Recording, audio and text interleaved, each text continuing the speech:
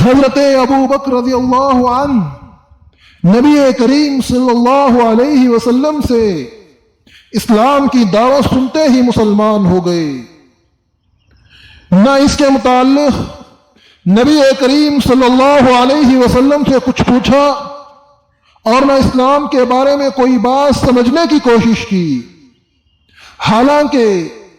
اس وقت جن لوگوں کو قبول اسلام کی دعوت دی جاتی وہ اسلام کے متعلق کچھ سمجھنے اور اسلام کے فوائد معلوم کرنے کی ضرور کوشش کرتے تھے، لیکن حضرت ابو بکر رضی اللہ عنہ نے اس کی کوئی ضرورت محسوس نہیں کی۔ ادھر اسلام کی دعوت کانوں میں پڑی، ادھر کلمہ شہادت پڑھ کر دائرہ اسلام میں داخل ہو گئے۔ اس کے متعلق خود نبی کریم صلی اللہ علیہ وسلم نے ارشاد فرمایا، میں نے جس شخص کو اسلام کی دعوت دی اس نے کچھ نہ کچھ تردد کا ضرور اظہار کیا، سوائے حضرت ابو بکر رضی اللہ عنہ کے۔